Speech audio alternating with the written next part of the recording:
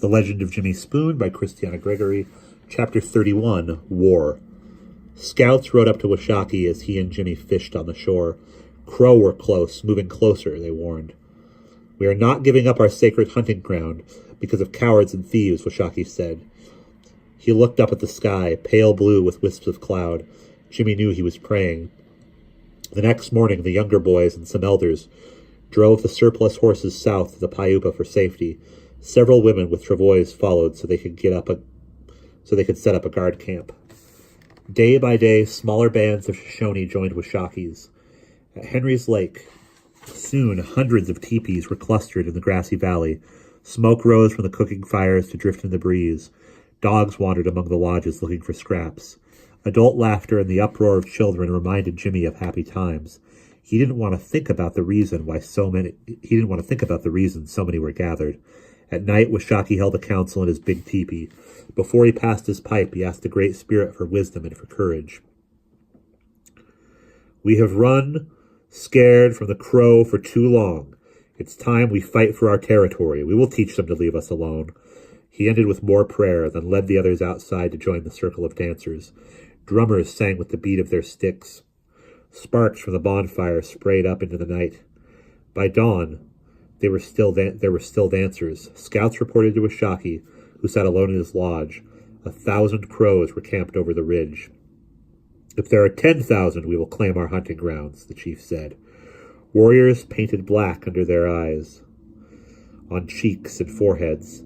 Jimmy thought they looked fierce, but he also knew the charcoal would keep the sun's glare from blinding them. They were naked except for breechcloths and moccasins. Their horses waited at the edge of camp, restrained by boys who yearned to be the ones riding into battle. The flanks and necks of the horses were painted with coup marks and other symbols identifying their owners. Upside-down hoof marks referred to successful raids. Black teardrops meant the rider was in mourning, and handprints meant he had killed an enemy in hand-to-hand combat. Most had feathers tied into their manes. Scalp locks dangled from some. 3 broad columns were forming as Washakie mounted. There were too many horses for Jimmy to count, all of them suffering with impatience and decorated with honors. Washakie rode forward, then turned to face the warriors, his double-tailed headdress ruffled in the wind, and many feathers signifying his successes in battle. A shield the size of a small plate was tied to his left arm. It wouldn't deflect bullets, but Washakie believed it would protect him spiritually. He gazed toward the heavens, then after a moment reined his horse around, lifted his lance, and gave a cry. The earth shook with galloping horses. Dust clouded the air. Scouts and shrill war cries sent a chill through Jimmy. Chants from the women left behind filled him with dread. "They are mourning already," he thought. A coil of fear turned in his stomach. Jimmy watched as the warriors rode up the hill and stopped. They formed their lines along the ridge. From a distance, the riders looked like bristles on a hairbrush. Then the lines rolled from sight into the other valley. He knew Old Mother would forbid him to follow, but she was in her teepee with Hanabi, who was expecting another baby any day now. Jimmy decided to run. Several boys were already on their ponies when he reached Pinto Bean. Without speaking, they acknowledged one another by forming a line and running their horses in unison. Before they approached the crest of the hill, they dismounted and crept through the sagebrush, then lay still on their stomachs. Jimmy wondered if the others were as distressed as he was. Below them stretched a lush valley, once peaceful with grazing deer and bajono. Now it was crowded with horsemen fighting horsemen. Yells and trills pierced the air.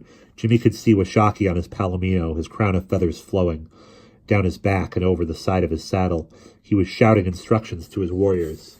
The Crow were also naked from the waist up, with white painted over one shoulder and around an arm. Like the Shoshone, they wore eagle feathers in their hair. Their horses were decorated as grandly as Washakie's. Several riderless horses raced back and forth in panic as more bodies fell to the ground. Jimmy watched in horror. Men were dying right before his eyes, and he could do nothing to stop it. A deep sorrow overwhelmed him. He buried his head in his arms. Jimmy couldn't understand why Indians would fight each other. If only they could be friends instead of enemies, he thought. When the sun reached overhead, fresh horses from camp were led to the edge of the battlefield by some older boys. Jimmy looked at the boys with envy, wishing he could be so important. He wondered how the men could ride and yell all day without water or rest, or go a whole day without eating, something Jimmy had never done. Near sunset, the crows began retreating into the thick timber in the east. Dozens of stray horses wandered among the bodies. There will be many widows, Jimmy thought with sadness. And that's the end of chapter 31.